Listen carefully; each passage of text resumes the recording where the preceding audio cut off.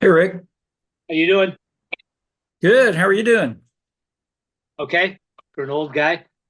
Yeah, yeah. Missed you the last couple of meetings. Oh, I think I missed you the last meeting. been Then we had the inclusive committee meeting. okay. Yeah, I was the last book meeting. We have tickets to the Koger Center Ah, yeah. Broadway series, and that night we were trying to remember what we saw. It was Um, very good. I had friends that went. Les Mis. Les Mis. Yeah, Yeah, yeah. I think we have Tina next week. I think Oh, it's either okay. next week or sometime next month. We have the last one of the season, Tina, All right. That's great. and now our 9-year-old granddaughter has gotten her first lead role in a play this summer. Oh, exciting. How old is she and where is this at? She's 9. She's going to be at Columbia Children's Theater. I think it's in July. They're doing Willy Wonka, and Oh, she's neat. played one of Willy Wonka's friends from school. Oh, neat. So she has a lot of lines, or some lines, and she's going to be singing. Hmm. That will be great. I know Yeah. Grandpa will be there. Oh, yeah. That's good. That's exciting. Hey, Jackie, Hey, Jackie. you're muted, Jackie. And in between, in about, well, the end of next week, Glenna, my wife, is flying to Mississippi, and a few days after that, I'm driving to Mississippi for my father-in-law's 100th birthday party. Oh, wow. How Wow. exciting. hmm Good evening. I'm hearing some good stuff, Rick. You're talking about your family, grandchildren, granddaughter doing something. Yeah, yeah, she's been in several plays, but she's never had more than one line. In this play, Oh, she's going to have okay. a significant part. So And how old is she? How old is this she's grand? 9 o'clock or 9 Nine. years old. Okay. Yep, Uh-huh. she'll be a fourth grader next year. Uh-huh. Wow. And then a Okay. 100-year-old father-in-law. And 100-year-old father-in-law. Yeah, Yeah. yeah. We had planned. Well, I'm not in the planning. For Glenna and her sister and brother have been planning this for several months, and they had told the Mm-hmm. venue they're going to have it at the Alumni Center at University of Southern Mississippi, which is right there in Hattiesburg. It's his alma mater. Okay. Uh-huh. They told them we would have about 70 people. Well, Neat. as of yesterday, it was up to 119 people who have responded and said they're coming. Exciting. Mm-hmm. Yeah. My Yeah. brother-in-law worked at Southern Miss. He lived in Hattiesburg. He liked it. Oh, Yeah. really? hmm Yeah. Hattiesburg's a nice town. hmm Um, I I had often they have one Lutheran church. It's Missouri Synod. Okay. And early on in my ministry, I told Glenna I was going to see if maybe the Southeastern Synod would like to start an ELCA church in Hattiesburg, and I would volunteer to go and start it. She said, "Don't do that. That would really make my mother angry because her mom was still alive then, and she was like a charter member of that congregation." Oh, was she?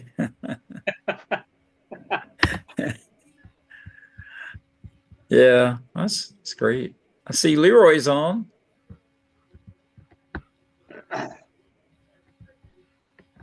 I don't see him yet. I just see his name. How are you, Okay. Jackie? There's I'm Leroy. uh Hey, I'm Pastor hanging Leroy. in there. I'm on my I'm way. Praise the Lord. there's Just Leroy. hanging. I- yeah. I've been burning the candle at both ends, Rick. So I'm I trying to. understand. I, Yes, I yes, believe that, Pastor Jackie. yes. As a matter of fact, I serve on the. They twisted my arm and got me to serve on the alumni board for the seminary, Oh and my. I've been Oh, Oh serving for this no. past year. And I went to Hickory last week, to be with them up there at the alumni day, and so that's no problem and everything. But yesterday we had a meeting, and they nominated me to be assistant to the chair. Be right back. Of the alumni board. And I said, no, thank you. I'm not taking on anything else right now. I'm not taking on any other responsibility. Yeah, No. that's good. So someone said, well, you won't be the chair, you'll be the vice chair, and you only have to fill in if the chair isn't available, or whatever the case may be. And it's like, you'll just be along for the ride, and it'll look good on your resume, you know. I said, later, for all of that, with my luck, the chair will get down or not be willing to able to make it more often than not, or whatever. And no. That was smart. Yeah, I'm telling you. I said, no, thank you. Thank you for the nomination, but no, thank you. Yep. So. Well, Pastor Jackie, you do a lot. I don't know how you do all you do. Yeah. Thank you for what you do. Yeah. Thank you, Dan. It has a lot to do with, well, not being married and not having children. It's like I got all this, free time that I'm not obligated, to home life or anything like that. And so I am a free spirit. And so I want to be busy. I like being busy, but I just no, I need time for me. Absolutely. You do. We all do. That's true. Yeah, I need time for me. Yeah. So I'm actually up here in the mountains right now. Are you? Oh, really? Yeah, at Dot Jeffcoat's place, and the internet was out at her house. Apparently, it's been out since Helene hit, Western North Carolina. But the neighbor had internet, and he has an Airbnb, but there's no one staying in his house. So he said, "Well, why don't you go over and you can use the internet at the house?" So I'm on his porch. You can see the log cabin. Oh, yes, cool. yes. Cool. That's nice. That worked out. But I'll tell Dot you all said hello. Yeah, hello to Dot. Yes. Hello to Dot Jeffcoat.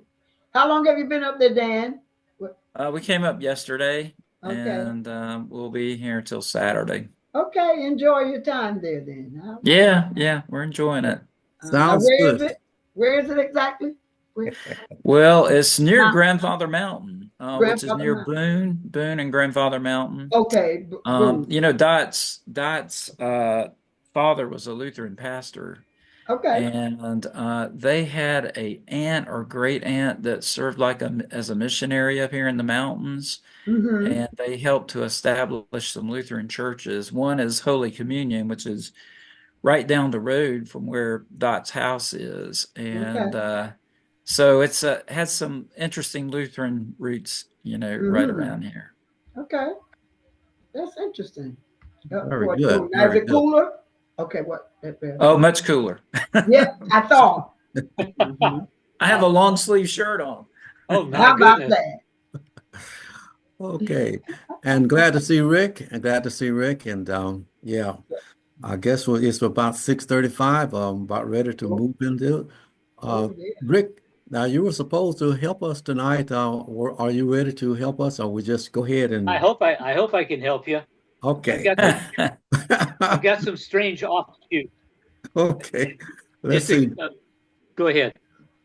Don't know whether or not Bruce will be here tonight. I think he sent an email saying that he would not.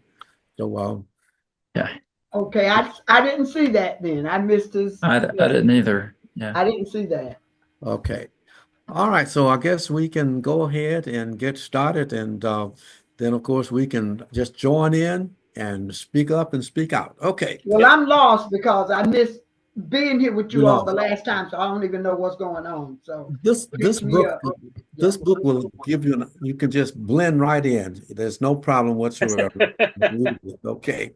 Let's get started then. Welcome to the South Carolina iNet book study. Tonight we will continue with the book Malcolm X. If you wish to discuss, please feel free.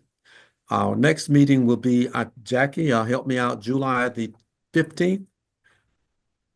We will miss. That's right. Okay, we will miss a month. And of course, now Bruce is not here with us. And so if anyone would like to pray, if not, I'll go ahead and pray. Okay. The Lord be with you. And also with you. Also with you. Let us pray. Precious God, in the name of Jesus, we ask that you be with us and stay with us in these trying and difficult times. For we know that if you are with us, all things will work for the good. These and other blessings we ask in the name of Jesus. Amen. Amen. Amen.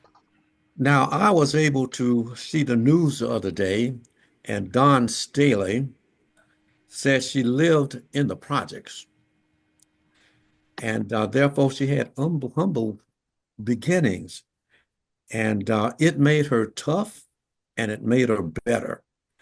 Uh, as I read this book, I realized that hard times, prison times, sometimes can make you better and definitely make you tougher. And that's what went through my mind when I started thinking in terms of Malcolm X. Let us turn to chapter 9. I believe this is where we start today. And That's right. one thing that I noticed early on in the book, and I've really enjoyed reading. In fact, these chapters I read probably almost 2 months ago because I've enjoyed reading it. But his early life, growing up in the South and then up in Detroit and all, I started thinking about my dad and his family. My dad has 5 brothers, and they grew up in the German slums of Peoria, Illinois. So they pretty much raised themselves on the streets because their mom and dad were both alcoholics. And so as I've been reading along and then going back, I really wanted to kind of set up a timeline so I knew exactly, because Malcolm doesn't talk a lot about how old he is all the time or what year it is. Sometimes he throws them in. So I wanted to piece it all together and determined that he's only 3 years older than my mom and dad. And mom was the oldest, but my dad had 3 older brothers. So Malcolm is close in age to my dad's 3 older brothers. So that helped me to kind of put some perspective on what he was going through, kind of the time. And so a lot of what I'm going to interject occasionally is, along with figuring out what my mom and dad and uncles were doing while Malcolm's doing this, what was going on in the world then? Because, I wasn't alive. And then what was happening with African Americans at that time, outside of Malcolm X's sphere of influence. So I'll just throw things in like that every once in a while. Matter of fact, my wife was telling me today that he would be about 100 years old. Yes.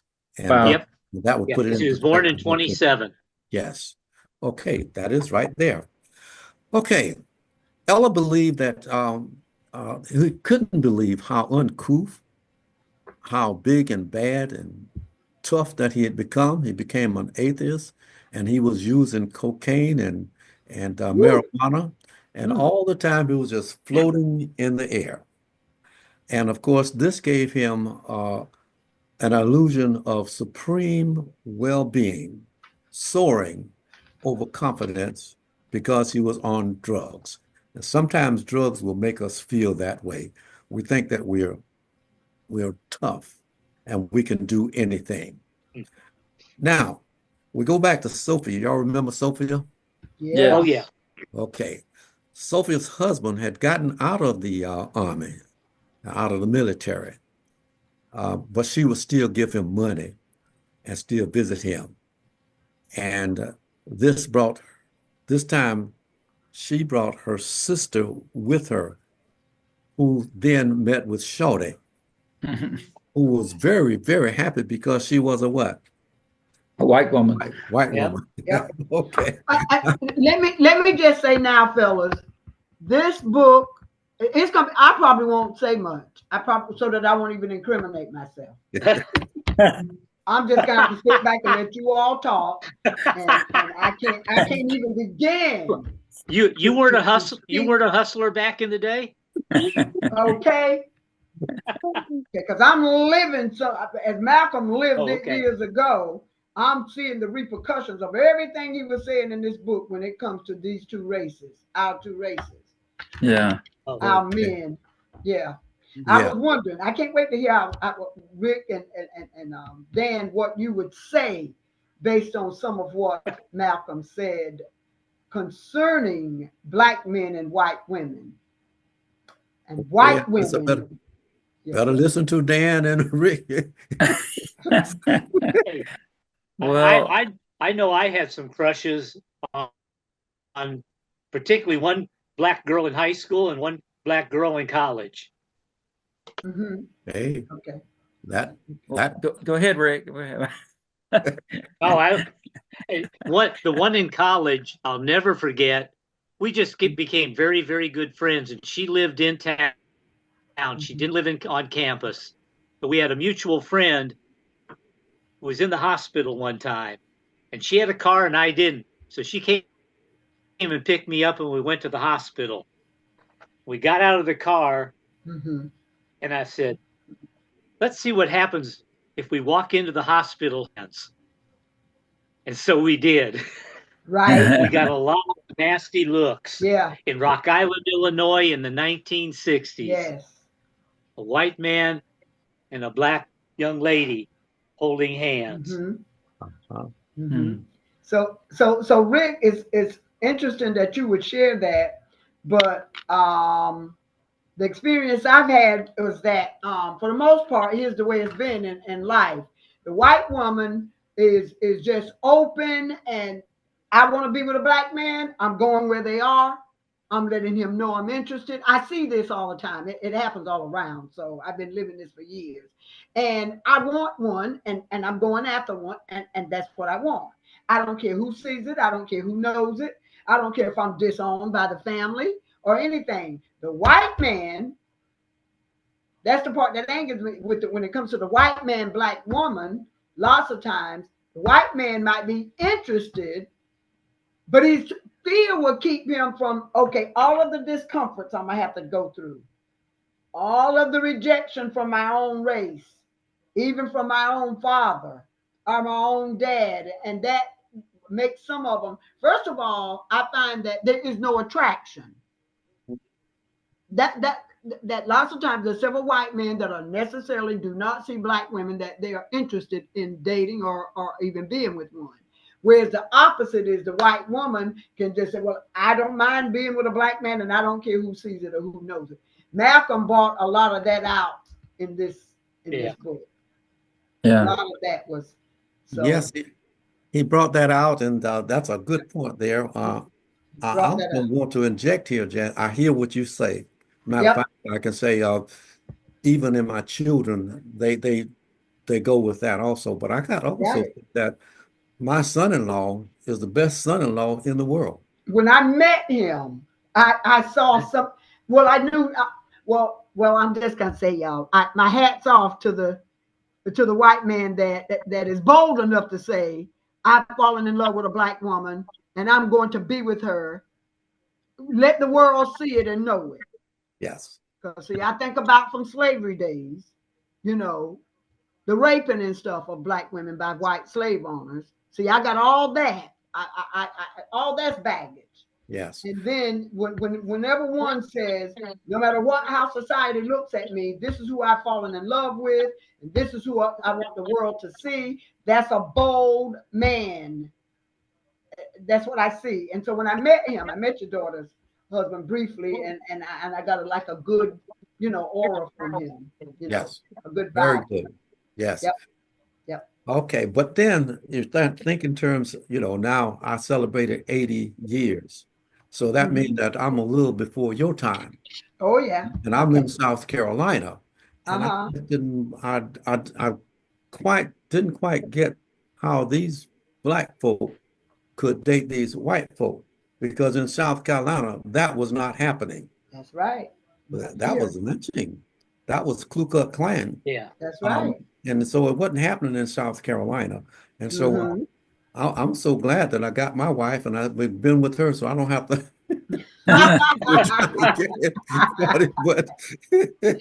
I may have told you guys this before, but I remember when the 6 of us kids were young, my dad sat us down one time and said, "Don't you ever come home with a black or a Catholic, or I'll disown you." Mm-hmm. Black Well, and Catholic. my first wife was Mexican. Ah, right. I remember you Oh, telling really? me this. Yeah, that's right. Yes. When Dad got his first grandchild from us, all that was in the background. He Yeah. never said a word Yeah. after that. Uh-huh. Yeah, Yes. that's right. No matter how you feel, you can't live your life for your children anyway. You can't make those type of decisions. And if that's the decision they make, you out of love for them. Yeah. Yeah. And all 3 of us boys married Catholic girls. Isn't that something? Just the opposite of what your dad. Just the opposite of But what your he dad. loved all of his grandchildren, even the Catholic ones and the Mexicans. Yeah. Yeah. Mm-hmm. Okay, let's move on to Lara. Y'all remember Lara? Yes. Lara was this nice person, and at the ice cream shop, Mm-hmm. and I liked her so much. But in this chapter, Because she was black. Now, she was black. Now, let's make it she, known. Laura she was was a nice black. and black, and yes, and lived with her grandmama, who was very, very strict. Yeah. But in this chapter, we find that they were happy to see each other, but Yeah. now she was a good time girl. She would go for the highest bidder, and also she was under drugs too, so she was high whenever they saw them, and I was just made me sad. Didn't one of the chapters before, Rev, that I wasn't here during the discussion, she had just gone, hit the streets, got the drinking. Yes. She moved out from her grandmother, and did she go to jail? Did she? No. Maybe She was she was, drinking and drugs. yeah. Right? And she was lesbian. Yeah. Yeah. So you know, for her And you to, know what did it, right? yes. Yeah. Okay. All right. Matter of So, fact, well, I'm not sure because of the fact that she was intrigued I can let me. dancing Okay. anyway. So Oh. he just gave her the avenue to get there, and of course, once she got there, she just took off. Hey, Rev. It seemed like in his writing that he felt some guilt over it. It was guilt. Let me tell you, they were at the dance. he was into her. He seemed to be impressed with this young lady, and he was into her, and she was into him. And when Sophia showed up, Laura did not even exist anymore that night at that dance. This is what happened to that young lady. She was destroyed over a white woman coming along, taking the attention from her, from this man, and he never even looked back at Laura. Yeah. He took her home that night, ditched her, and that was the end. He didn't care if he ever saw her again. She knew that. She went home that night feeling that way. Yeah. Yes. Okay. Yep. So we have to remember too, Malcolm was just in his late teens then. Huh? We have to remember too that Malcolm was only in his late teens. How many of us did nothing stupid when we were in our teens? Yes. And maybe hurt other people when we didn't, just because we were ignorant. I know I did. 10 teens, 20, 30, or 40, it wouldn't have made a difference. He would have done just what he did. Okay? He was smitten. You see how they talked about how Sophia was a knockout. Yes. Sophia was gorgeous. Okay. Yes. Okay. Okay. And she was white. Okay. And she was white. Okay. Now it was time for him to stop laying low. And he remembered John Hughes's, who had a gambling house. And of course, John said to him, "I've never seen a young man play cards like that, because whatever he would do, he would try to do his very best. He would study it, and he would do quite well with it."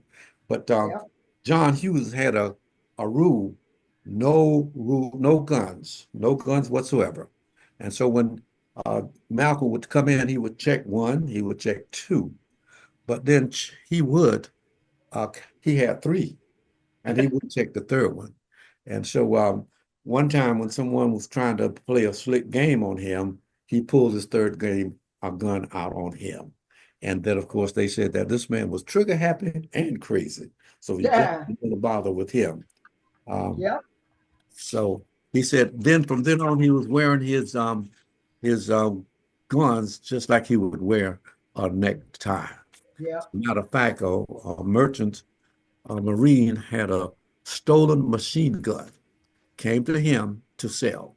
And he said, does it work? He said, yes, it works. Pull out the cartridge and gave it to him. He took it, put it in there, and then aimed the gun at him.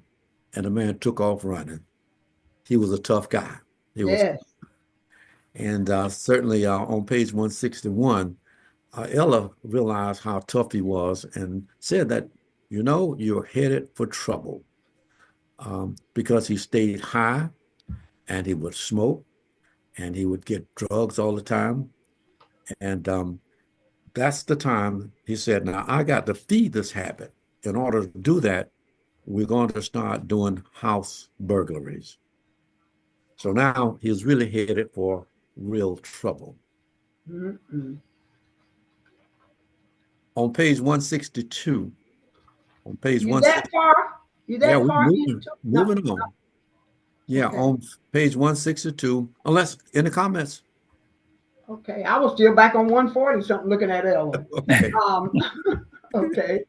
They're moving right along. Yeah, they decided to go into house burglar, and therefore he's got his friend. Shorty got his friend.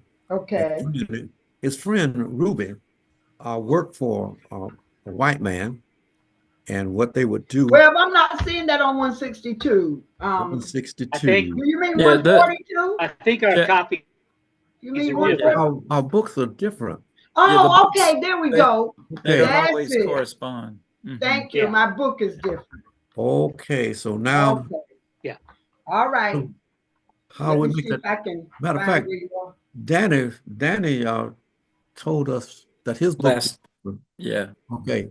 Danny, you know where we are? I'm on 152 with Rudy to undress them both. Okay, I'll find it. Yeah, I remember. Yeah. Okay, well, we'll just go ahead and tell because we're not going to stay on that long anyway. Okay, go ahead. Go ahead. I'll find you. Okay. With Rudy, they've got Rudy. Rudy was the one who would pick up this old man and take him to a place. And then what they did with him was they would treat him like a baby, lay hands on his bed, lay him on the bed, then stand over him and sprinkle him all over with talcum powder. And he was happy as a bug in a rug. Wow. So, but this is the kind of things that the rich old white men would do. Yep. And they get paid to do that. I wanted to bring it in. Do they do that today too? There's all kinds of. I've never heard of that. All kinds of people out there doing all kinds of things. Yes, sir. I have never heard of that. That was bizarre. Well, all right. All right. So we got Rudy. All right. Then of course you had Shorty. And then on page 162, there was these white girls they got. And the other one would be the fence. The fence was the one that would sell the products, the goods. And then he would. Yeah, I didn't understand the fence, Rev. Tell me again about the fence. Okay. I got a question mark by the fence. I didn't know. Fence. He would be the one that would take all of the stolen goods. Right. He would sell them. Okay. All right. Then he would give them money. But matter of fact, as soon as he saw the goods, he would give them crisp dollar bills up front. Yeah. Now he would take that and probably double his money.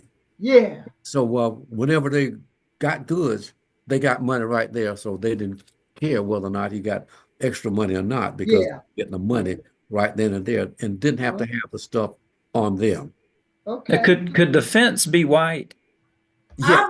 I'm thinking that the fence, but he didn't have to be now, Dan. Right. You think he would be, but that to me, I didn't hear enough about who was this fence, how they came by the fence, whether he was black or white. That was my curiosity. Right. Yeah. Right. Yeah. But more than likely, the fence was white because he could go into these places and sell stuff. Yeah. Black man Yeah. going around selling stuff would Probably be, get more money for it. yeah. Yeah, he did. Yeah. Okay, Dan. So we were on the same page. I believe the fence would have Mhm. been white for sure. All right. So moving right along, we go to 167. They had a very close call. They were riding from stealing, and all of three of them were sitting in the front seat, and the Yep. back seat was filled with goods. And the police passed by. And when he passed by, he looked at those three black boys in that community, and they turned around. All right. And so when they turn around, of course, now they realize, uh-oh, we might be in trouble. So they decided that we'll stop, got out the car, and Malcolm went and flagged the police down and said, give me some directions to Roxbury. Smart. Smart. Just Yep. Smart guy. Yeah. Yeah. So, and yeah. So But guess what struck out at me, Rev? When Malcolm said this, he's using his head. Like, let me just approach them. Let me go to them before they come and even search us. Let me go and act like I'm bumfuddled, I'm lost. Give me some directions. And that just did it.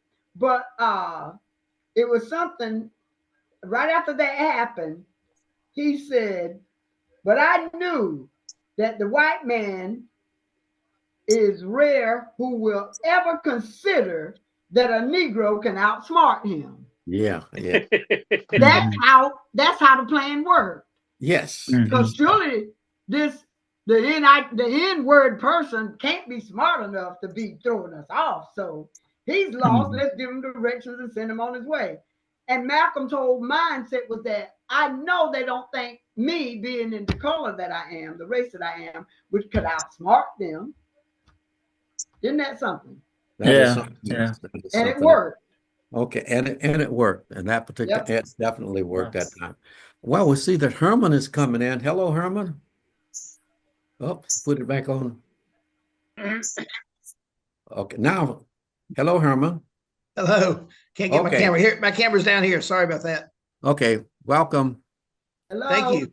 Glad to be Hi. here. Yeah.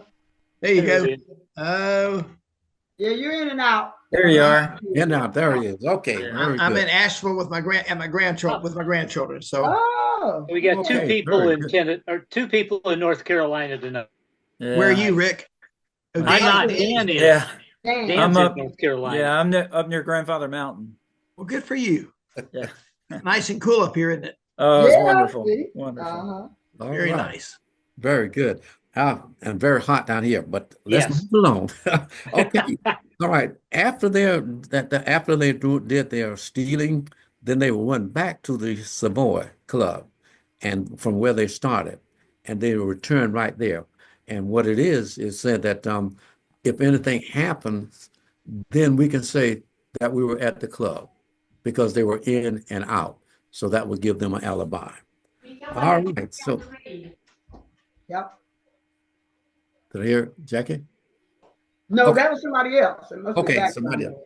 Mhm. Okay, now we turn to well, I don't know whether I need to give the pages now because it's really wrong. But anyway, I'm on page 168, and No, before we go to where you are, yeah, on the same page that you were on, okay, when it gets down to about Shorty, because I'm gonna keep by me reading this book and this black and white stuff, yeah, black men and white women. The way I receive it is the way I'm gonna express it with my peers, with Okay. my group here. And he goes, now he's a man himself and he got a white woman, Sophia. And he said, it's a shame to tell on a man, but Shorty was so obsessed with the white girl that even if the lights were out, he would pull up the shade to be able to see that white flesh by the street lamp from outside. Did anybody else read that besides me? I did. I saw that. we read it. Yeah. Black men today have that same kind of weakness, just like Shorty. Hear it from me. If you didn't know, in case you didn't know, there are black men today just like Shorty right now today in this world. And Okay? Jackie, What? you put Rick in Danny on the spot. So now, what do you think about that, Herman? Well, I think he's making a comment about how obsessed his friend was with white women, and that when you've grown up in a really oppressive society where you're never supposed to look at a white woman and you get accused falsely if you do look at a white woman, I think it just intensifies. It's like you tell a kid, no, you can never have a cookie. No, you can never. All a kid wants is a cookie. I think it's like, Yeah, Malcolm could relate to that himself. Malcolm could relate to that. And Herman, I was saying earlier is that I was intrigued by this because of the fact that they could literally go to the club. The white women could go to the club, have a good time with them. But as I was growing up, I just didn't remember any white women going to clubs in South Carolina. No, see, I think South Carolina and New York are very different places. I really think in South Carolina it didn't happen, but I could be wrong. But I think I think it was more accepted in a big city like New York, up north, and I think white women and white men had privilege to go wherever the heck they wanted to, and black men did not have that same privilege. Right. Okay. But in New York, even New York now, there's an area of New York called the Village, and if you go down to the Village, you will see more white men walking, holding hands with black women, and in restaurants dining together on dates than you see anywhere, that I've been north and south, whatever. But it's even only in this area that you would see more white men with black women, and it's in the Village of New York. But downtown in Manhattan and other cities and stuff, you're going to see more of the opposite. You're going to see as many black men with white women, but you wouldn't see as many, white men with black women. So it's the location. The location. Okay, very good. Then that helped me out a little bit. Okay. Yep. All right, we go on to Roxbury again. We had two Negro detectives. Yep, I'm there. They walked over to Malcolm, and Malcolm was talking to Sophia. And of course, now when he answered the telephone, when the police grabbed the phone, she wouldn't say anything. And both of them were staring each other down. And of course, the detective backed down, but both of them had guns and were ready to fire and shoot. Okay. Yeah. Now, anything on that one? If nothing, then we go to Sophia. It was Sophia and a white man. The friend's husband was at the club, and there, of course, we find that Malcolm decided that I'm going to go in and I'm going to crash this, and he went in and called him, "Hey, baby," and the fella didn't really like that. But now what is it's being known that Malcolm and Sophia were together, and the husband's friend recognized that and knew it. He blew their cover. He went walking himself over there and blew their cover. Blew the cover. Yes. I think that's where his ego got the best of him. Yeah. He was high. He'd been on drugs for a while. He's been jittery. Well, I can't stand to see a white man with this woman that so I think he sort of, his ego said, I'm going to, and didn't think it through. He later said, I don't know why I did that. That was one of the dumbest things I've ever done. But hindsight, but he was fueled up on drugs and as ego, and I'm going to get the last word. And anyhow, that was actually the beginning of him being caught. That was him being caught. Yeah. Matter of fact, doing dumb things. Matter of fact, even the next night, well, the same night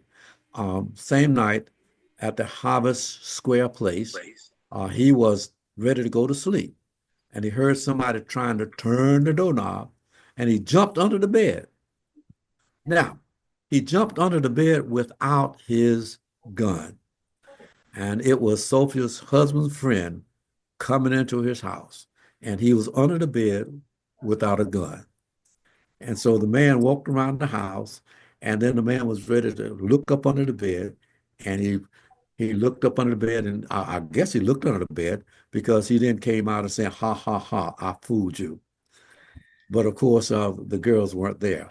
Well, Okay. this is kind of good that he didn't have the gun. Okay, I got a question here. Yes. So when he blew the cover, he blew Sophia's cover when Malcolm went over to the table, and it's her husband's white friend. Yes. Apparently, because Sophia was busted, this man was able to get Sophia's key from her. Remember now in the book it says, first there was a knock. Yeah. That's right. This guy had a key and opened the door. You're right. I didn't catch that, Jackie. I got it. I caught that right away because that's the first thing I said. If it was because he clearly said, first of all of them had a key. Nobody ever knocked. And he said he knew something was wrong. He said, we all had keys. No one ever knocked at the door. He said, I rolled off and under the bed, but he forgot his gun. Now he's under the bed. He said, I heard the key turn. At the key turn. I saw the shoes. That's plain and simple. He got the key from Sophia. She had to give it up. Yeah. Okay. Gave it to the friend. All right. But of course, because he jumped under the bed without the gun, nobody was hurt or killed. Okay. But then, which Herman just said it was the beginning of his downfall, but the other thing that was kind of simple was on my book, 171, Malcolm put a stolen watch in a jewelry shop for repair. Yeah. Yeah. Now that was dumb. It was an expensive watch. Expensive watch. He was going to keep it for himself, and he put it in a jewelry shop, and that was what gave him away. That was what did him in. Yes. Yeah. That really was. That was the downfall right there. Right. And of course, now 2 days later, he was told to come back. And when he went to pick it up, someone came from the back. Yeah. At that time, another black man walked in, and the cop turned away, and Malcolm didn't shoot him, but he raised his hand and motioned, take my gun. Hey, Rev. Yes. What you think about while he's narrating his biography and telling this story, how he gives credit that Allah was looking out. The same way we say, I know the Lord was with me. I know God was looking out for me. He did. He literally, as he's telling about his bad, rugged past, he was a terror. I never imagined this man was as ruthless as he was. My God, he was bad. But he said, because he's telling the story and he already knows Allah, he says Allah had to be looking out. I know that Allah was with me. So Allah was with him under that bed? That's right.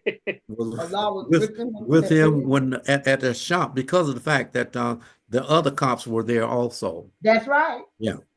Okay. And so he took his gun. As a matter of fact, that kind of helped him somewhat anyway. But Rev, he was a smart man. That joker, he may have lived that kind of reckless life, but he was a smart cookie. Smart man. Okay. Smart. Yeah. He was out there in the criminal life and played the criminal life, and he played it well. But he had brains. But then Allah was with him because at that time, during that same time, at that night, Sophie's husband arrived at his apartment with a gun. Yep. And he wasn't playing. But they were all going to jail. The detective arrived, Malcolm and Shorty, and the girls were arrested. Yeah. Now, of course, not what they say, that the women were given light sentences. Yep. But Malcolm and Shorty were given 10 plus. Okay. His comment was, to the police, my biggest crime was stealing with white women. It wasn't what I stole or how much it was worth. That's right. I was being punished because we'd corrupted 2 white women. That was the worst crime, and that's what I was being punished for. That's what he figured. Yeah. Under the part where everybody was getting picked up, the girls implicated Rudy. Rudy got away.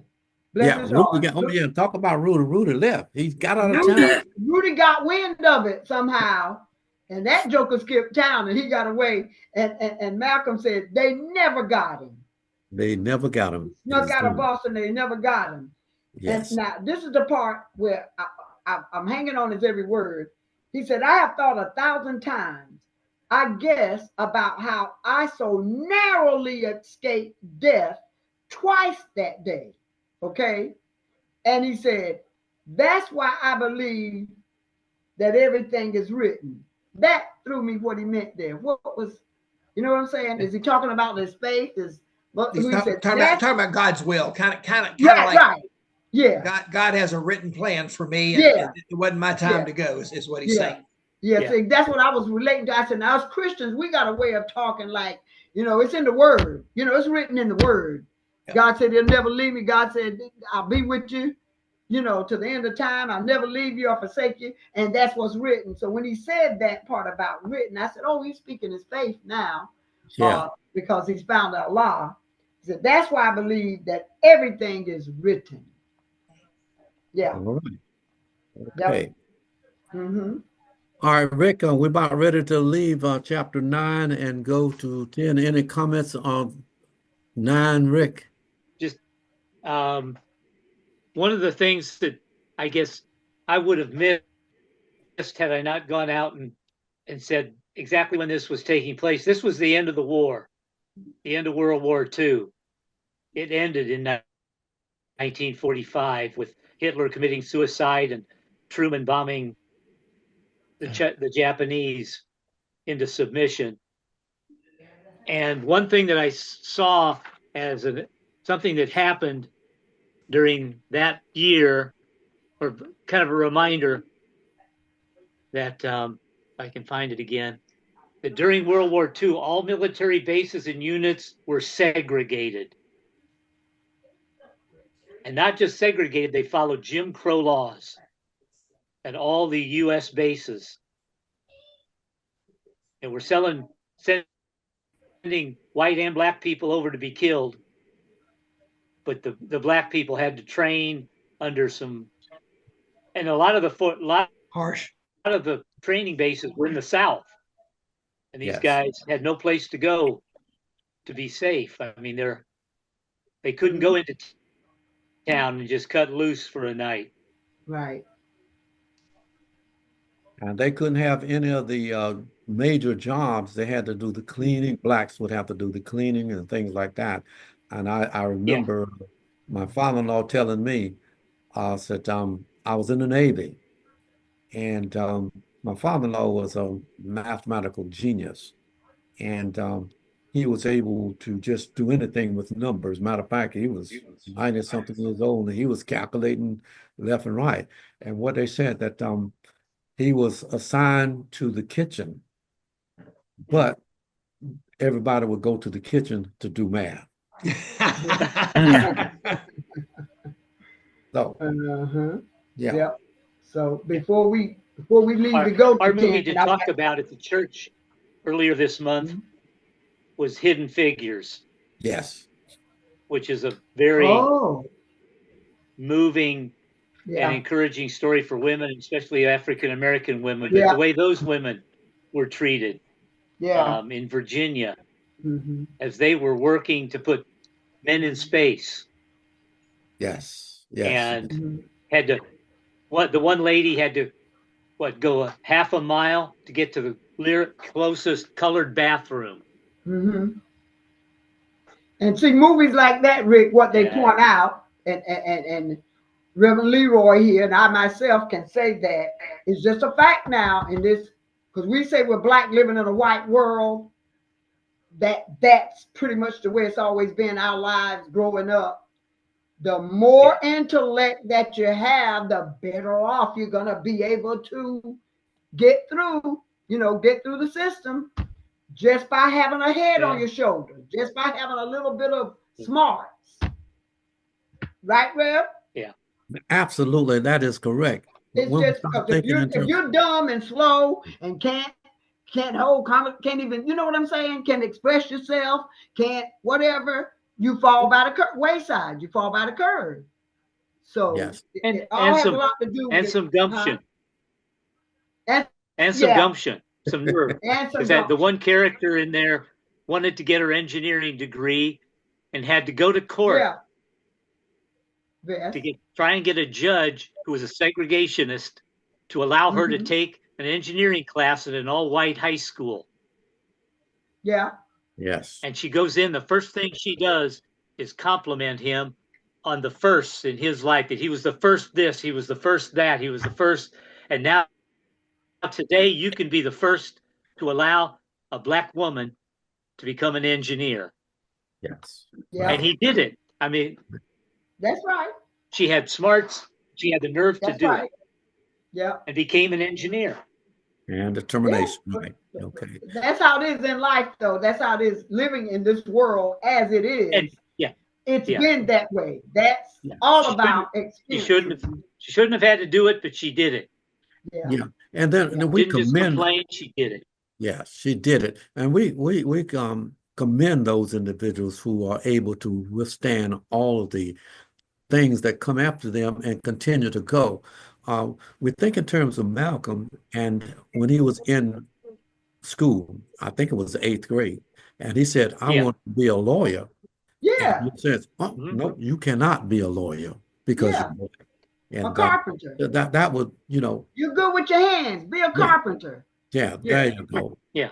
You're good with your hands. Now, what I liked about, excuse me. I was going to say, going back to my dad and actually my mom, all my aunts and uncles went to the same high school that I went to later on. But when they were there, they still knew that was the German slum in the city of Peoria. And the name of the school was Manual Training High School, that they were going there to train the women to be secretaries, the men to work in the factories. That's right. Yes. There was no idea when they were going through that school that any of the boys were going to go on to college. That's right. Unless they played football. They weren't going to be lawyers or doctors because they were poor trash. That's right.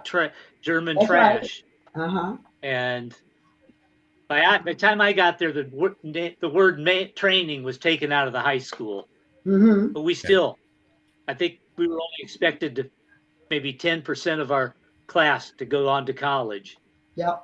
I think we surpassed that, but it was a slum school. Not much was expected of us. Yep. And a lot of people, based on previous chapters in this particular book, which I had learned it just by going to college and getting a higher education. You wouldn't learn this stuff in high school. Like a lot of the African Americans here, with what we go through, a lot of them, if they've never gone to college or never got this teaching, they have no idea that other races outside of us have gone through the Irish, the Italians, and different ones, the Polacks and different ones, races got away from other races. We're better than you. We're not going to be around you because we're better. And the Blacks weren't even in the picture yet. Isn't that something? Yeah. That is something else. A lot of people have no idea that other races have, been slighted and went through neglect and things like that. And there was another superior race that's like, nope, we're better than you. So we're getting away from you, And that Malcolm brought that out in this book, and I thought that was good when he shared. Yeah, and that reminded me of 2 young men at that went to school with me. They were brilliant. I mean, absolutely brilliant. One man was just he didn't have to study math and science. He knew it left and right. Yeah. And I think that they helped him get a scholarship and everything to go to school. But he fell in love with somebody and blew the whole thing. Nobody to help him. So he wasted his life, really. We had another young man who was just as smart and brilliant. Yeah. He didn't finish college, but he taught at Columbia College, and he's still there. Wow. Some kind of way in the college, a main figure at Columbia College today. So we have a lot of our Black young people that are brilliant, but that haven't been given the opportunity. Let's go to chapter. Okay, before we go, Rev, if I could please, before we go to chapter 10, I just like to read that last at the end of the chapter, at the end of chapter 9, I was touched by this. Yes, go ahead. Today is the last page of chapter 9. That, because you know, since we've got different page numbers, and it's the last paragraph. Today, what Malcolm says. Today, when everything that I do has an urgency, I would not spend 1 hour in the preparation of a book which had the ambition to perhaps titillate some readers. But I am spending many hours because the full story is the best way that I know to have it seen and understood, that I had sunk to the very bottom of the American white man's society when soon now in prison I found Allah and the religion of Islam, and it completely transformed my life. For him to share that like that was pretty powerful and moving to me, when he admitted his downfall, you know, how low he had sunk. You know, and he started out as an educated kid. He was no dummy. He was smart and everything. He was. Yeah. That's the one thing that's impressed me about reading the book so far is his intellect and how smart he was. And, you know, of course, he was driven, but he was an intellectual guy. And in any area that he worked in, you know, he did the best. He might have been a criminal, you know, but, you know, he knew how to outsmart folks. But, you know, these next few chapters coming up just really tell about, you know, his ability to, you know, to make it in life. Yeah, matter of fact, we deal with that. We find out that he is self-taught also. And brilliant and self-taught. Okay. All right, so we're going to move quickly along with chapter 10. And the name of chapter 10 is Satan. Satan. Okay. I felt like that was going to pertain to him. Now, Herman just told us about these counts. You know, they got some time. Of course, now when they were talking about Shorty, and they said, Shorty, you got 1 count, 8 to 10. 2 counts, 8 to 10. And then, of course, Shorty was getting a little upset there. You know, look, all these years coming, but Shorty was confused about the word consecutive. Concurrently, yes. But Malcolm knew about it, but he was kind of still upset about 10 years because he was saying that the girls got 1 to 5 and probably deserve that. Okay. And that I looked it up, and I couldn't find census figures for Middlesex County, Massachusetts, that far back. But the furthest back I could go was 1970, and in 1970, Middlesex County was 98% white. Wow. Wow. You can imagine what it was back in 1945 or 46. It was probably at least 99% white. So those poor guys had no chance at all. That's right. Okay. You're right. Absolutely right. Now, he said that when I'm in prison, I start thinking about it, I remember the prison bars.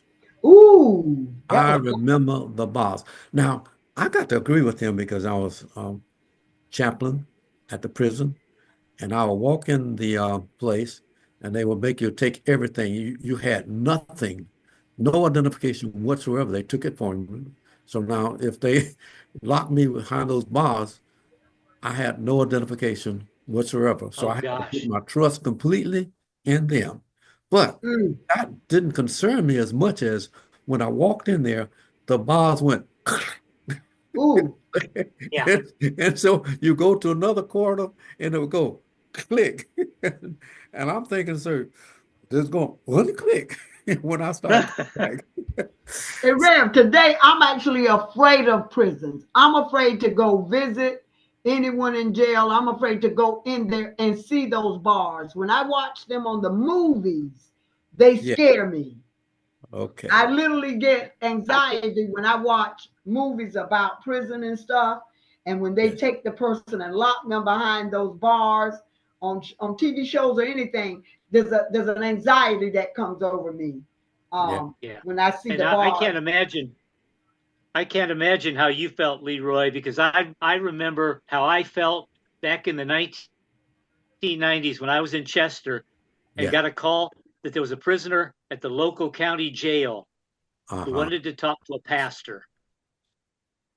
And same thing, had to take everything off, all the stuff and leave it, and walked in, and the gate closes behind me. They took me to the little bitty chapel, and the officer says, "You go in here, and we'll bring the guy down in a minute." So he came down. We had a talk and some prayers, and I opened the door, and I assumed the officer would be outside the door. No, he was gone. He was gone. Yes. It was just me and the prisoners. And he went back to his cell, and I didn't know what to do. So I walked over, stood by the gate, and nothing happened. Finally, I just looked up at the camera and said, "Could somebody come and let me out?" Nothing. No. I was standing there for almost 10 minutes. Woo! Yeah. And finally, an African-American inmate came up behind me and walked up and he was a lot taller. He almost touched the TV screen and he yelled out, "Would somebody come in here and get this preacher out?" And they came in and it is such a helpless feeling. Yes. Absolutely. And I can't even imagine how it would be to be an African-American male and be in there. Ooh. Yes. Having some white guard having to be the one who comes and lets you out. Let you out. So I pray for prisoners, but I'm on the downside when it says, "When I was hungry, you fed me." Does the scripture say, and in prison you visited me? Isn't that what the scripture says? Yes. In one of the gospels, when I was a prisoner, absolutely. you visited me.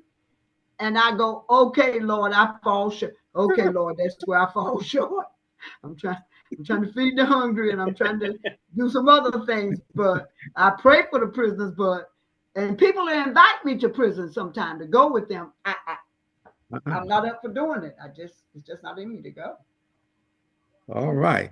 Okay. So Pray we pray. And okay. And the next thing what intrigued me was they got penny matchboxes of nutmeg. Have y'all heard of that before? I've never heard of that. No, I've never heard of it. Not me either. Okay. So they got. Hey, Graham, guess what else? I want to share this with you. When I come through the streets, I used to hang out like Malcolm did. I didn't do all of those things, everything that he did, but I was a street person at one point in my life. And I never heard S on reefer. I never heard him referred to as reefers. Oh, and every time he would refer to the term reefer, it was in plural, like reefers. Yeah. And it would crack me up every time I'd read it because we just say reefer. You know what I mean? Just reefer. A joint of reefer, whatever. But reefer, every time he'd speak reefer, he would say S with an S, reefers. Okay. That was new to me. Okay. I thought I'd share that. All right. So naturally he had the name Satan.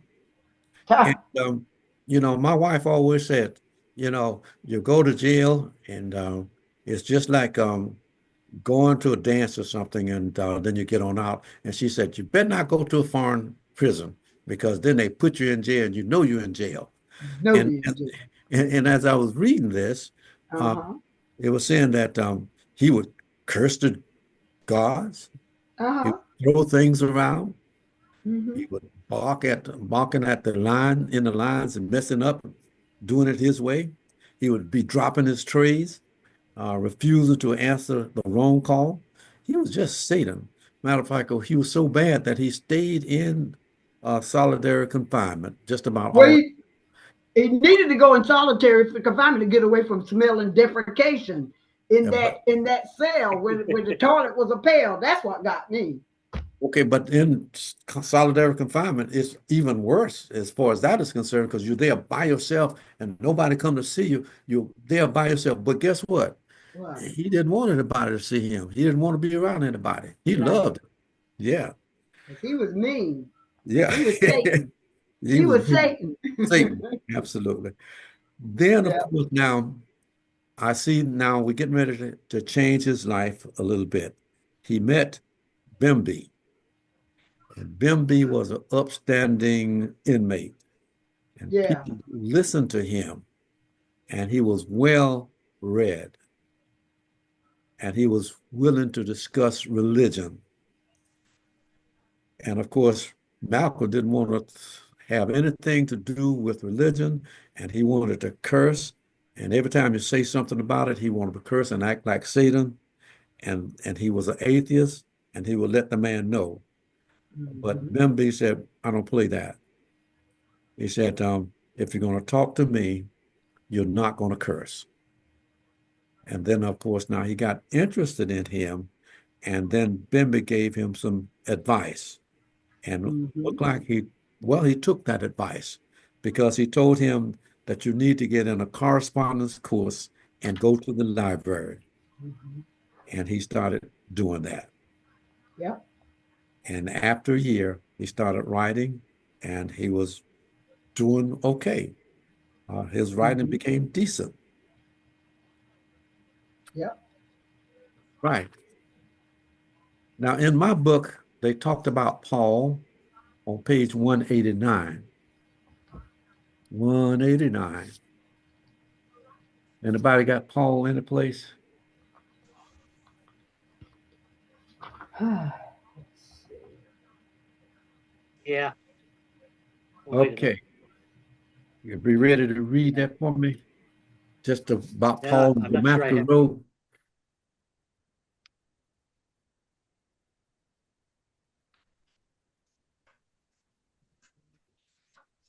Hmm. No. Rick, are you on a different page number? Yeah. What? Give us a year page number because mine might Well, I'm correspond. not sure. I don't have Paul in here that I found. You found 189? See, I don't have 189's in the next chapter in my book. Okay, all right. Next chapter in my book too. Here, Okay, we just want you to I'll read it here then. Sorry. I came upon, then I read over and over how Paul on the road of Damascus, upon hearing the voice of Christ, was so smitten that he was knocked off his horse in a daze. I do not now, and I do not then, liken myself to Paul, but I do understand his experience. I have learned, helping to understand what then begins to happen within me, that the truth can be quickly received or received at all only by the sinner who knows and admits that he is guilty of having sinned much. Stated another way, only guilt admitted accepts truth. The Bible again, the one people whom Jesus could not help were the Pharisees. They didn't feel that they needed any help. What y'all think about that particular one? Well, there Enlightening. it is. I remember reading that. I just wasn't able to find it with you, but I was listening to you as you read it. It's page And 166, I think, in our book. 166, okay. Yeah. Yeah, I finally Yeah, it's found it. 189 in mine. Yeah. Okay. All But right, we're but together. I started that particular passage too, Pastor Leroy, and I thought it was interesting that it talked about only guilt admitted accepts truth, and I mean I think Yeah. we can see that in our own faith life. We ask for forgiveness in the Lord's Prayer. We talk about it and the Apostles' Creed. I mean, it's such an important part of who we are as Christians, and to me that's how it kind of spoke to me. And of course we know that the Pharisees, they were the nemesis, of mhm. Paul and of Jesus as well. Okay. And further on down that page, he also has I think, a really neat paragraph when he says, I was going through the hardest thing, also the greatest thing for any human being to do, to accept that which is already within you and around you.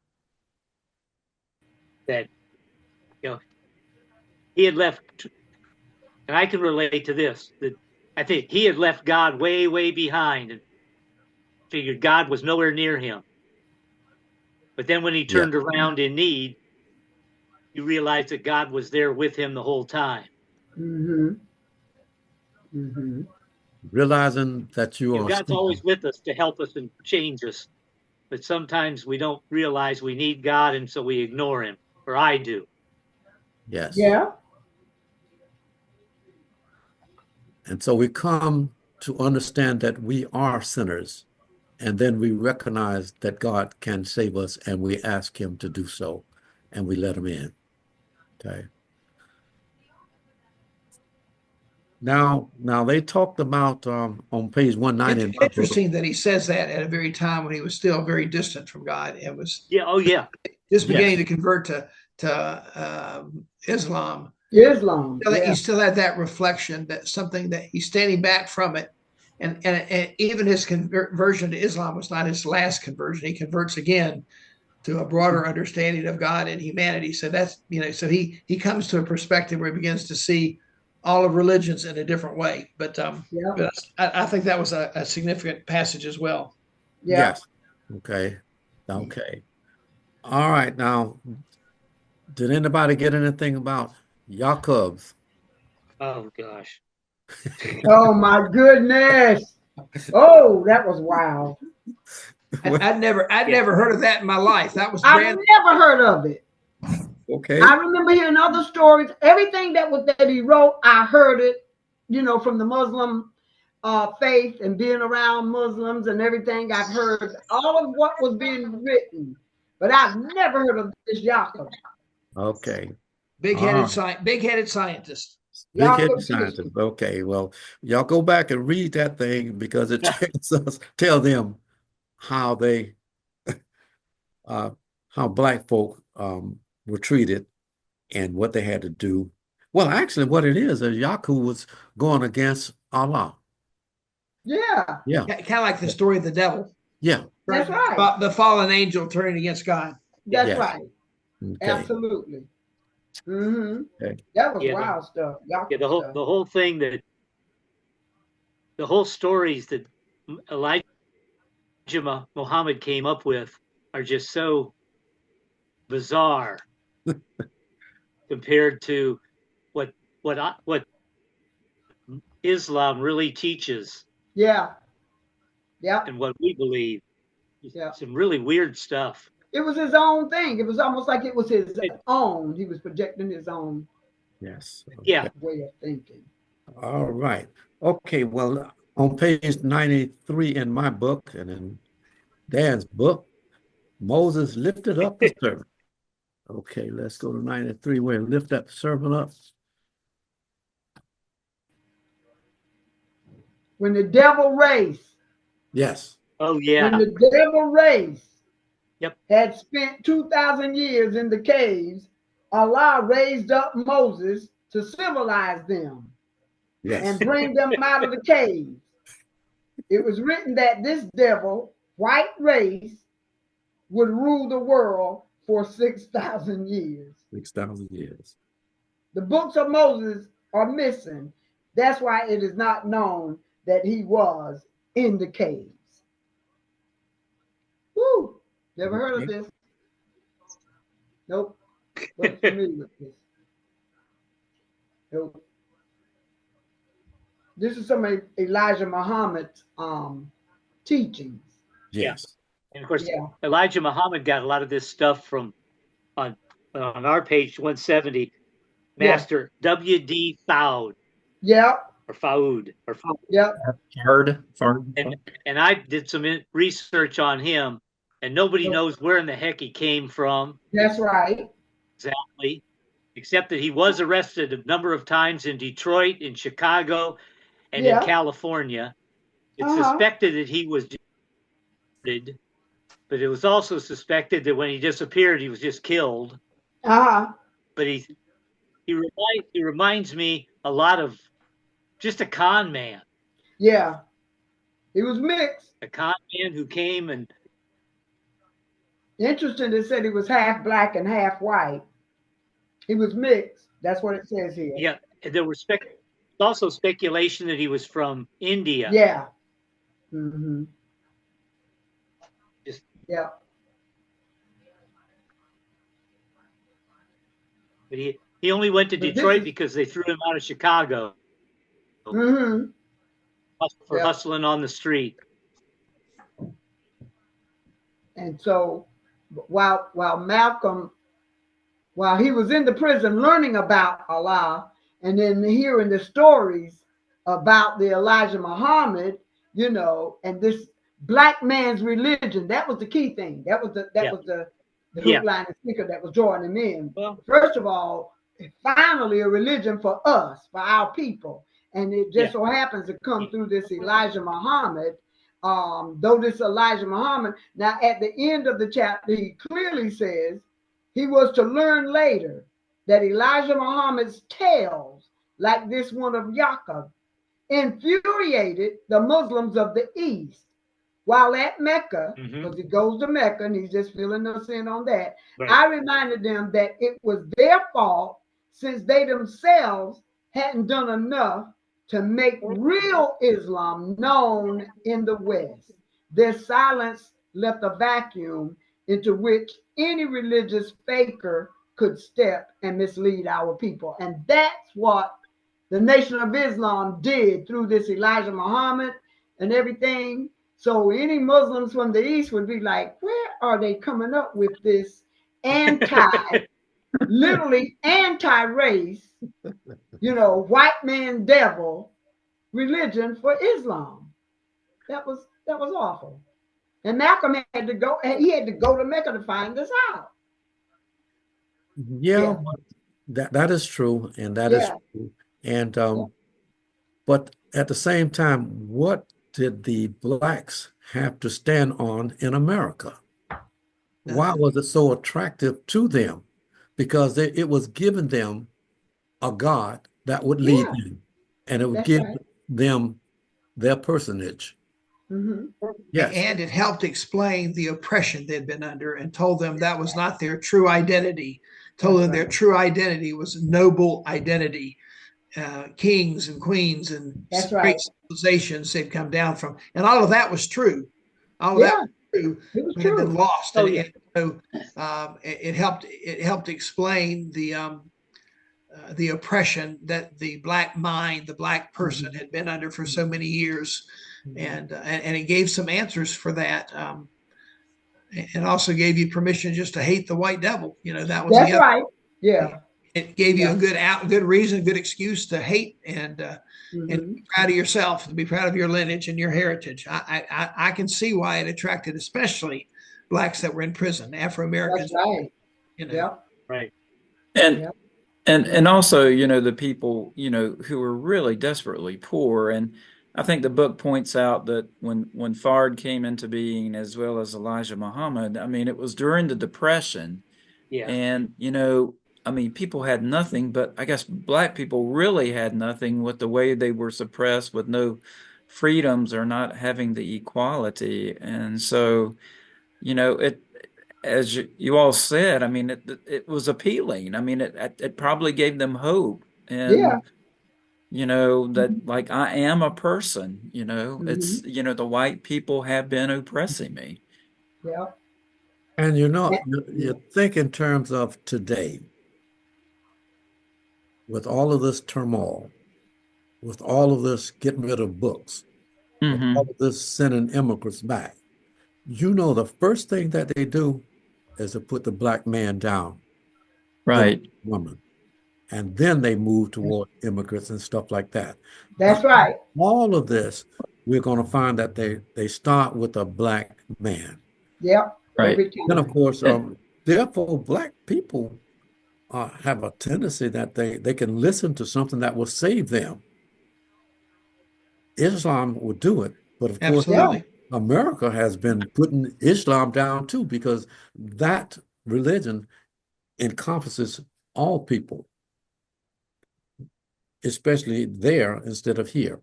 Yeah, that's true. Not the nation of Islam, but the religion of Islam. Yep. Yeah, right. That's why there are Muslims today that like Pastor Yost, just like Omar Shaheed, Yeah. the Imam of his Yes. mosque. Yes. He used to be a part of the Nation of Islam, and he's no longer a part of that anymore. Right. You see, because of the teachings of the Nation of Islam. If the Nation of Islam is going to refer to the white man devil or the blue-eyed devil, then that's not of God. That's not of Christ. That's not, first of all, they're not honoring Christ to start with. But for those of us blacks who are Christians, and we believe in God, the Father of the Son, Jesus Christ, we can't go with referring to our white brothers and sisters as a blue-eyed devil or a white devil. You know what I'm saying? So that's that Nation of Islam teaching. Yeah, but you also understand that what Islam was saying, that you black people are worshiping a white man with blue eyes and long black hair, or long some kind of hair. Yep. It was bringing perspective to you too. Yeah, So, that was the teaching. yes, the teaching. So although there's some erroneous stuff like Jacob and other kinds of stuff that they were pulling, but even today in prison, um, the Nation of Islam is very, very strong. Yeah, But still they strong. said that we're here to help black people and help Yeah. people in prison. Where are our Christian brothers and sisters helping? We're there, but we're not as strong as they are. It's weak. You're right. It comes across weaker. I thought it was interesting when he started taking Elijah Muhammad's teachings about white men and white women being devils, and he started thinking about all the whites he'd ever interacted with, and he said, I have to admit, there's not one white person that's ever, there were some that were better than others, but not one white person didn't show a devil side to me.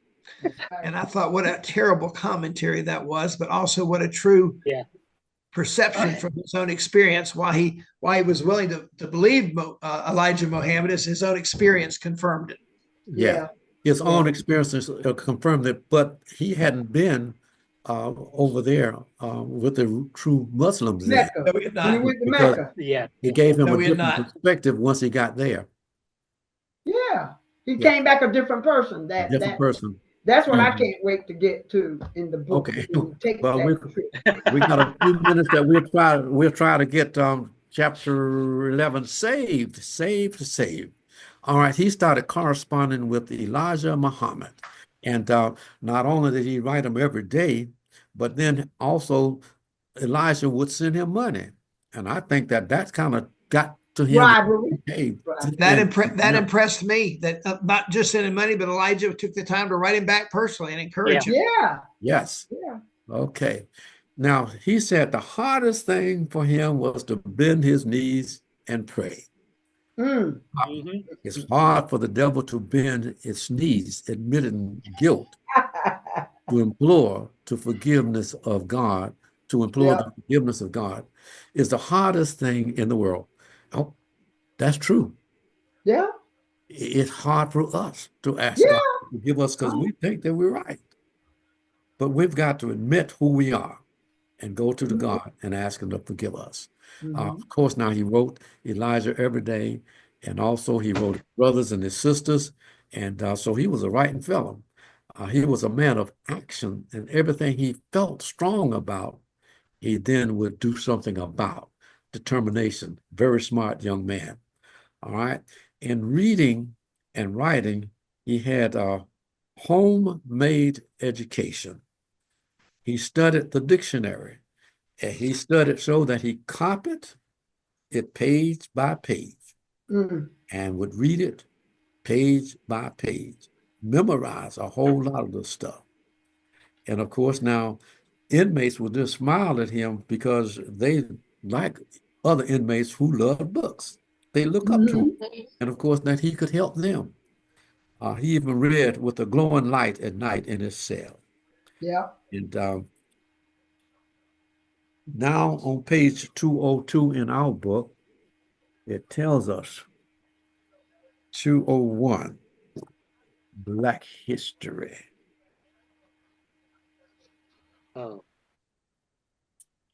About Yes. Muhammad stressed how history had been whitened. Yes. When the white man had written history books, the black man simply had been left out. Yeah. Y'all heard that. When they wrote the book, they left it out. Today, they are taking it out. Right. And so that's the same kind of thing is going Same on. thing. Same Yep. thing. Yes. Nothing new under the sun. And so what does that do when you take away history of the people? It's really troublesome, especially today, in today's time that we're facing this, and the attack on DEI, diversity, equity, and inclusion, I just don't understand how anybody could attack that. I mean, those are wonderful things, and yet people find it threatening, and that's Yeah, very troublesome. that is true. Yeah. It's heartbreaking, really, Dan. It saddens me, when I see how that's growing and how there's so many people behind it pushing that. Right. And it's not a good thing. It's just It's not a good thing. it's not a good thing. And it's sort of like history is in a sense, and the cliche of repeating itself, but Yeah. Right. there's some element of that happening right now, and Yes. it's scary. Yep. Yep. Yeah, When it comes to it's that, super scary. that Yeah. most definitely is. And of course, he read a lot of books. Matter of fact, on 201 at the bottom of the page from our book, there was a William Durant story of civilization. He read H.G. Wells. He read The Soul of Black Folk by W.E. Du Bois, Carter G. Woodson. So he read a lot of stuff. And now he's saying, wait a minute, Black folk are writing books too. They Yeah. are important too. Yeah. That gave him something to look forward to. And Mm-hmm. Aesop Tales has said, was a black man. Wait a minute. All of these tales that we were listening to. All right. So he was enlightened. He was enlightened. He was Yeah. enlightened. And then Mm-hmm. he learned about the great Coptic Christian empire. A lot of Right. we don't know about that, but they still have the No. Coptic Bible. Uh, a lot of stuff that we don't have in our Bible is there. Um, and it is a Christian empire and a Yeah. Christian people. Yes. And then, of course, it says something about China is the oldest continuous civilization, which is Mm-hmm. people of color. Hmm. Now, I on like, page 202, they said, what, any comments? I was just gonna say, I like this. The quote is on my page 183. How is a black man ever going to get civil rights before he's granted human rights? And I thought, Yeah. what a Yeah. profound observation that is. And Yeah. we're still struggling for human rights Yeah. and civil rights, and both are important. But so many ways the humanity of black men and black women has been erased or downgraded or threatened or diminished. Yep. Okay, let's say I was about to say page 202 for us, but you have to find it in your book. But if you start with a white, can you produce black? Oh. But if you start with a black, can you produce a white? Yeah. Page 178 in our book. 178, okay. The Findings in Genetics by Gregor Mendel. Okay. Genetics, yes. So white cannot produce the black, but the black can produce the white. And what they're saying, what they were trying to drive is that you had the first people were black. And now we're finding that archaeologists are finding that the oldest people are found in Africa also. Right. Hmm. Yep. But at the same time, the New York Times came up with Toynbee, said that Africa is the only continent that's produced no history, which is Oh my goodness, isn't that something? Yes. So there again, taking away history, erasing the history, erasing the people, and that would amount to them being nothing. And therefore, the teaching that they had is very relevant to Black people because it's telling them that you are somebody. You do have a history. And here you have in the Christian church, they're saying that you don't have any history.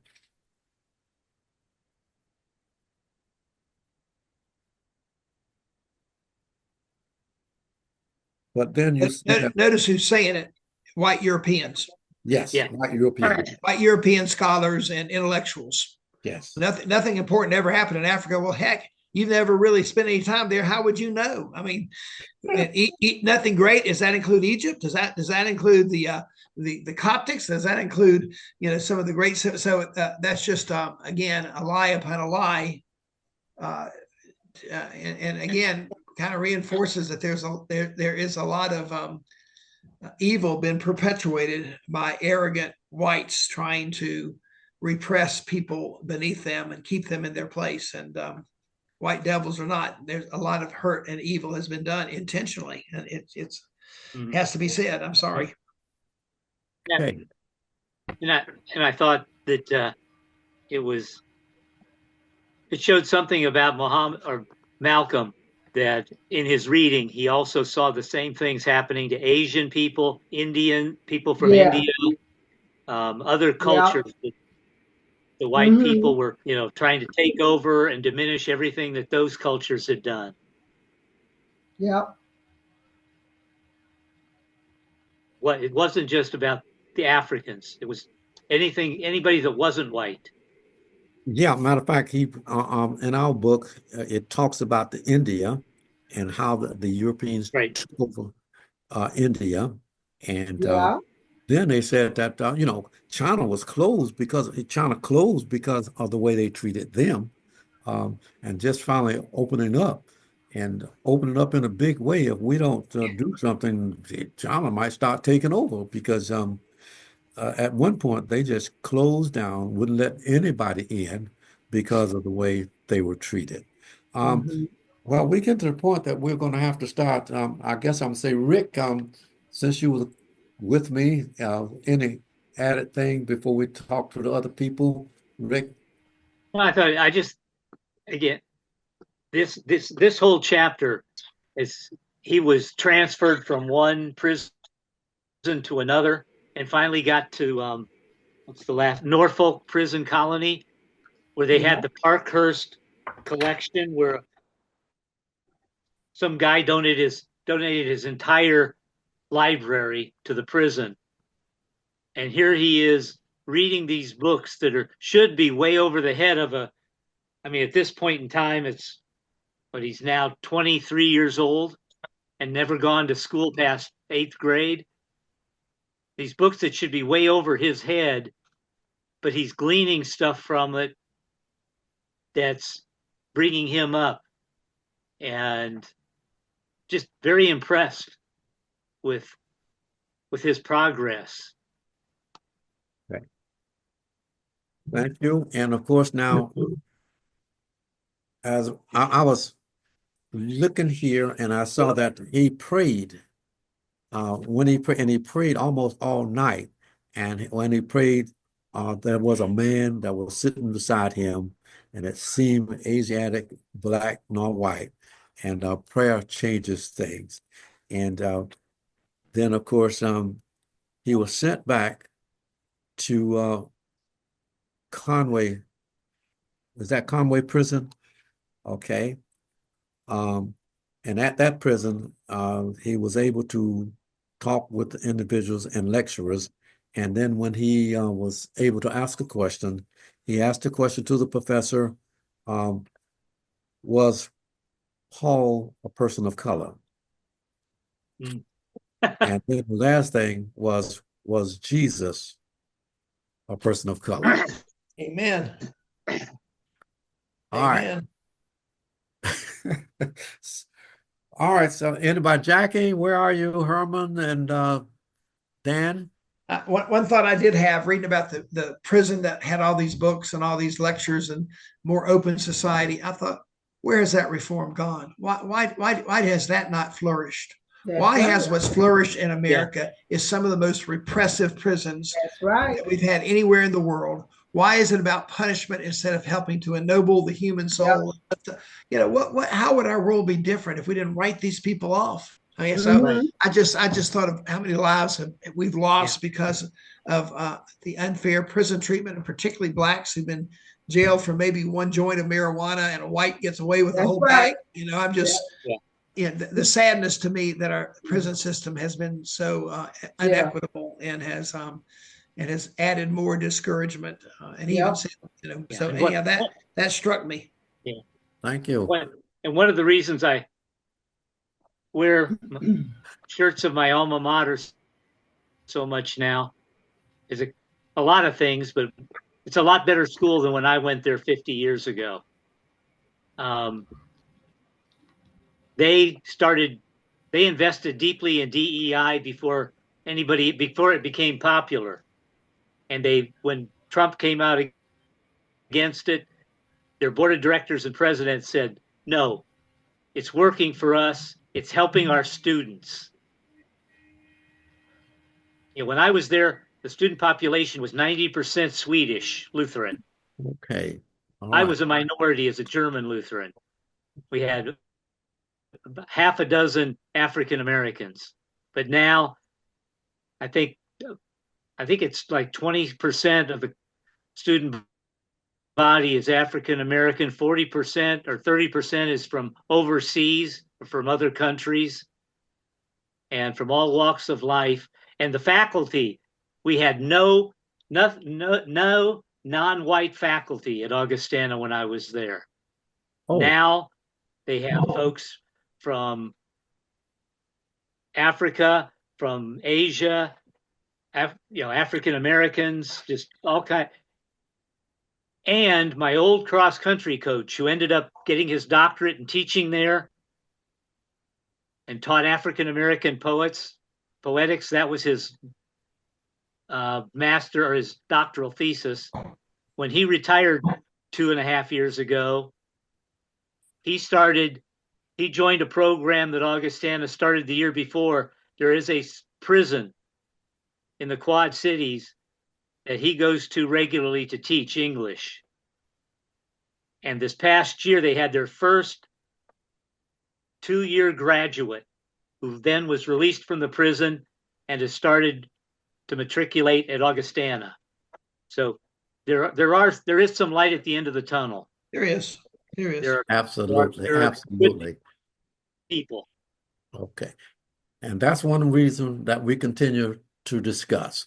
Okay, now we want to thank Neil. Thank Neil for putting us on and letting us have our way for a little while. And then, of course, Dan, if you say anything, I'll pass it on to Jackie, who would say something. And hey, Neil.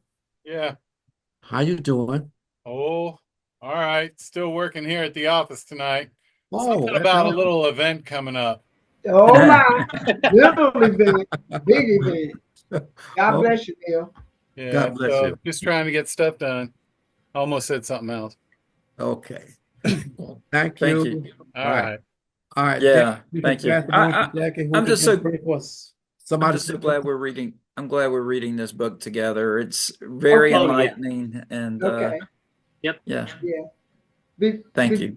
Before we go, I'd like to, because Rev, at this point we'll be starting with 12 and I'm supposed to lead. I agreed to, on our call the other day, I agreed that I would lead the next couple of chapters. Therefore, we're talking about we'll be starting at 12. Starting at 12. Yeah. I forgot how many we said we're going to go to. Let's go to 3 and then everybody be prepared for 4 if we get there. But it seems as if we're doing 3. Yeah, 3, 12, 13, 14. Yeah. And 15 if necessary. But okay. Yeah. Okay. Well, that's July 15th, and so I'll be leading that one. Okay. Okay. Thanks, everybody. Good to be with you. Yeah, thank you. Glad you were able to join us. I have a question before we even leave. When I missed the last one that we had, how was the attendance? I'm just a little curious. It was probably about the same, wouldn't you say? About the same. Might have had Sarah and I think we missed Rick and had Sarah, I think. Yeah. Okay. And Bruce, of course, Bruce would have been, right? Was he able to? Bruce was there. Yeah. Yes. Bruce was there. Bruce Actually, that's when they had the Lutheran Coastal Lutheran. What is it? It was a dinner that night, and Sarah was at that dinner, so she was not with us that night. Dallas, South Carolina, South Carolina Retreat Centers. Retreat Center, Lutheran Retreat. Okay, that's what I was wondering. There was a really neat symposium here in Orangeburg last Saturday. Okay. The Cecil Williams Center for our Museum for Racial Justice, and it was all about Briggs versus Elliott. That I'll bring up some stuff that you probably all already know, not tonight, but at our next session, because we'll be getting into that period of time when all that happened. But that's great. I was particularly excited when I got there. Small bus had just pulled up, bringing about 16 African American Boy Scouts from Charleston to learn about Briggs versus Elliott and the civil rights movement of the early 50s. Wow. It was neat. That would be encouraging right there. It was. Thank you so much. And of course, Rick, we might need to do some more of that as our group here and extend out. But anyway, we work on some things. God bless you. God keep you. God be with you. Good night, everybody. And with all, take care. Good night. Good night, everybody. Enjoy Thank you. time together. Okay.